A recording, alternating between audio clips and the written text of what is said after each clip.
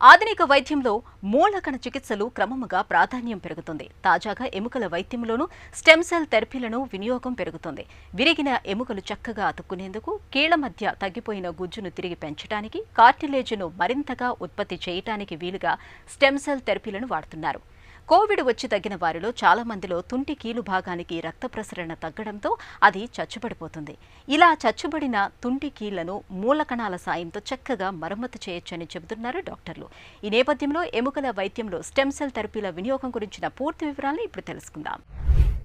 ఈ stem cell therapy అనేది new age medicine you can say, because మనం pills అంటే ట్యాబ్లెట్స్ వేసుకున్న పిల్ థెరపీ నుంచి సెల్ థెరపీ అనేది ఇప్పుడు newer concept. Because of the understanding, cell బయాలజీని బాగా అండర్స్టాండ్ చేసుకోవడం వల్ల దీన్నే రీజనరేటివ్ మెడిసిన్ అని కూడా అంటాం. అంటే మన సెల్ని వాడి మనము ఒక టిష్యూని ప్రొడ్యూస్ చేయడం కానీ రిపేర్ చేయడం కానీ జరుగుతుంది కనుక it's called regenerative medicine. So ఈ ఆర్థోపెడిక్స్లో కానీ కొన్ని న్యూరల్ టిష్యూస్ని రీజనరేట్ చేయడానికి మనము ఈ స్టెమ్ సెల్స్ వాడుతూ ఉంటాం. ఈ స్టెమ్ సెల్ అనేది నాన్ సెలెక్టెడ్ సెల్. ఆ నాన్ సెలెక్టెడ్ సెల్ మనకి ఇప్పుడు ఒక బోన్ దగ్గర పెడితే బోన్ కింద, ఒక న్యూరల్ టిష్యూకి వెళ్తుంటే న్యూరోబ్లాస్ట్ కింద తయారవుతుంది కనుక దాన్ని సెలెక్టెడ్ ఫంక్షన్కి మనం వాడుతూ ఉంటాం. ఆర్థోపెడిక్స్లో తీసుకుంటే మనం వాడే దగ్గర ఎక్కడెక్కడ వాడవచ్చు అనే ఒక ఇష్యూ. ఒకటి స్పైనల్ కార్డ్ ఇంజరీస్లో వాడటం జరుగుతుంది. రెండోది ఏదైనా ఒక టెండాన్ అంటే డీజనరేషన్ ఏజ్ రిలేటెడ్గా కానీ, ఒక ఓవర్ యూజ్ చేయటం వల్ల కానీ, ఒక టెండాన్ కానీ, ఒక లిగమెంట్ కానీ, ఒక టేర్స్ కానీ అయ్యి ఉన్నప్పుడు వాటిని కూడా మళ్ళీ రీజనరేట్ చేయడానికి కూడా మనం సర్జరీస్తో పాటు కూడా ఒక్కొక్కసారి వీటిని వాడుతూ ఉంటాం ఆ స్టెమ్ సెల్స్ని.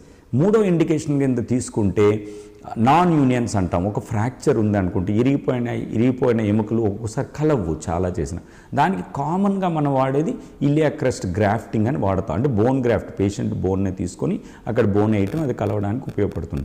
ఒక్కొక్కసారి ఆ బోన్ గ్రాఫ్ట్ సరిపోవచ్చు, దానికి ఇంకా ఆగ్మెంటేషన్గా మనము ఎల్లో గ్రాఫ్ట్స్ అని కానీ వాడేటప్పుడు ఈ స్టెమ్ సెల్స్ కూడా వాటికి యాడ్ చేయటం వల్ల అక్కడ బోన్ మార్ఫోజెనిక్ ప్రోటీన్స్ అని కానీ, సైటోకైన్స్ అని గ్రోత్కు ఉపయోగపడేవి, అక్కడ గ్రోత్ హార్మోన్స్ కానీ అట్లా ఈ స్టెమ్ సెల్స్ని ప్రొడ్యూస్ చేసటం వల్ల ఈ బిఎంపి, సైటోకైన్స్, ఈ గ్రోత్ ప్రోడక్ట్స్ ఈ సెల్ నుంచి రావటం వల్ల ఏమవుతుందంటే అది హీలింగ్కి యూజ్ అవుతుంది.